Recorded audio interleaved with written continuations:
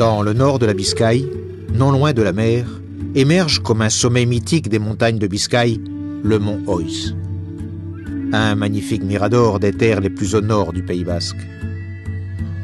Ses 1029 mètres d'altitude lui confèrent le titre sous lequel on le connaît, de Mirador de Biscaye. Oiz est l'un des monts Bocineros, du haut desquels, en des temps reculés, on appelait les représentants au Batzarak, ou Assemblée de Guernica. La cime du mont Oiz représente l'un des lieux emblématiques de l'histoire du Pays basque. Et pendant une partie de la préhistoire, ces lieux furent habités par des gens dédiés au pastoralisme.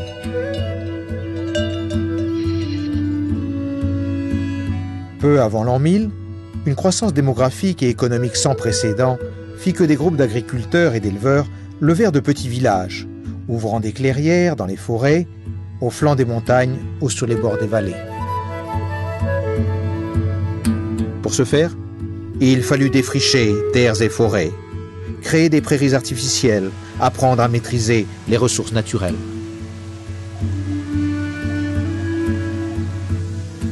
Tant alors qu'en des temps postérieurs, la rivière joue un rôle clé, comme principale source d'énergie pour la propre subsistance de ses habitants.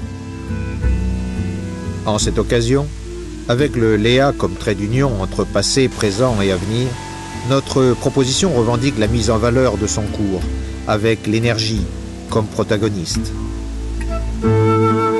Sur les flancs du mont Oiz naissent les torrents qui forment les rivières Léa et Artibai, avant de se jeter dans la mer, à Lequeitio et Ondarroa respectivement.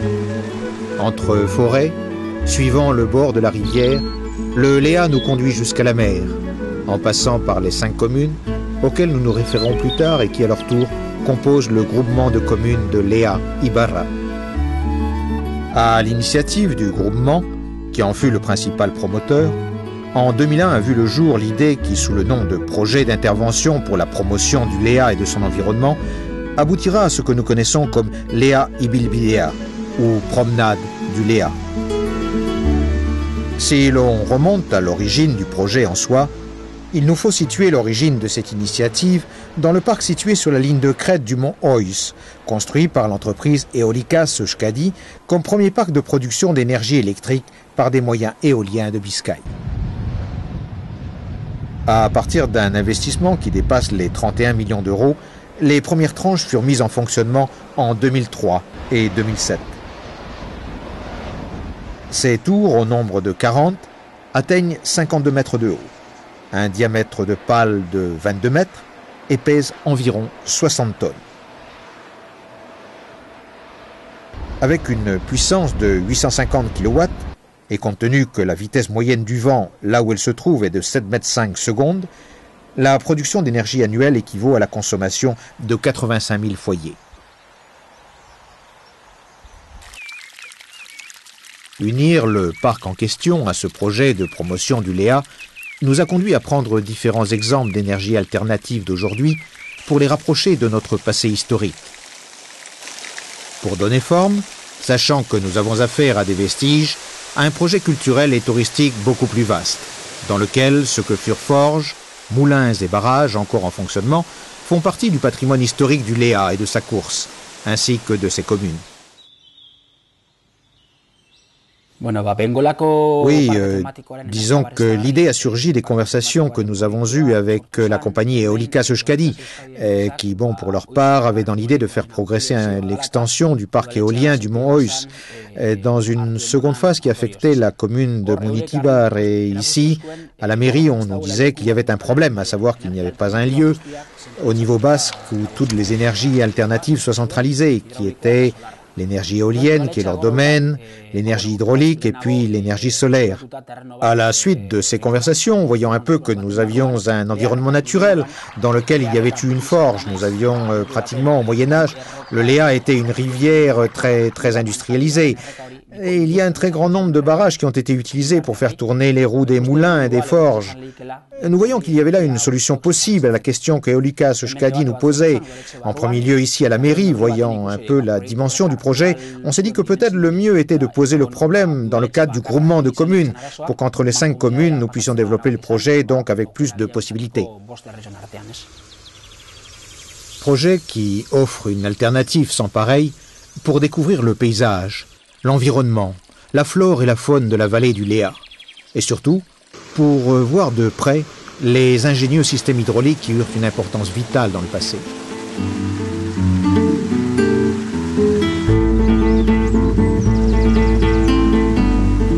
Il recouvre différentes sensibilités. Et l'objectif a été de créer une infrastructure pratique et populaire à usage quotidien de tous les habitants du pays, en répondant à une demande historique et dans le même temps en offrant une riche promenade aux visiteurs. Long de près de 20 km, le Léa parcourt une étendue d'environ 82 km² avant de se jeter dans la mer Cantabrique en direction du nord. Quand nous parlons de Léa Ibarra, nous nous référons surtout à la zone que comprennent les communes de Munitibar, Aulesti, Gisaburruaga, Amoroto et Mendecha. Munitibar, divisé en 4 quartiers principaux, outre les villages d'Arbatsegui et Gerikaitz, reçut la charte de fondation en 1366, mais son origine remonte à l'époque romaine. L'église néoclassique de San Vicente, située sur la place, a intégré les vestiges de la tour Jaureguia, et l'on remarque son beau porche abrité sous la tour. C'est l'ensemble rural typique, dont le centre urbain tourne autour de l'église. Le Léa, à son passage par Munitibar, recueille les eaux d'autres ruisseaux qui trouvent aussi leur source sur le mont Ois.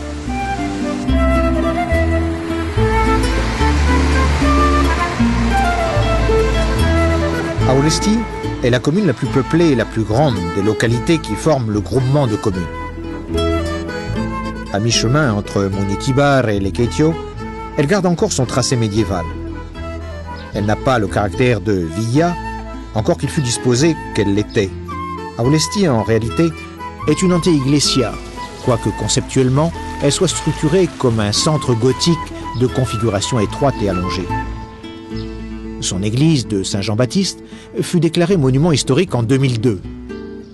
Elle est de style Renaissance et se détache par son volume sur le reste du village. À compter du XVIe siècle, quand l'église et les palais dessinent les contours de la place et que l'on construit la mairie, elle se revalorise notablement et acquiert toute son importance par sa place centrale à caractère urbain. La mairie offre un style néoclassique à 3 étages, avec portique bas et balcon courant le long de la façade. Aulesti compte de nombreux quartiers, mais halte incontournable, nous ne pouvons omettre de mentionner l'ermitage de Sainte-Euphémie sur le mont Uregaray. De là, à sa gauche, nous découvrons l'escarpement rocheux de Bedarsandi et la vallée où, entre les monts, dans un cadre véritablement spectaculaire, tous les 16 septembre, se déroule sa fameuse procession. Comme espace de loisirs également à signaler, sur les berges de la rivière a été créée une aire récréative, à l'endroit où le Léa reçoit l'Ois, l'un de ses plus gros affluents. Connu sous le nom de Parque Fluvial Errekondo, il dispose d'une plage artificielle où le plaisir de l'eau est mis à la portée de tous.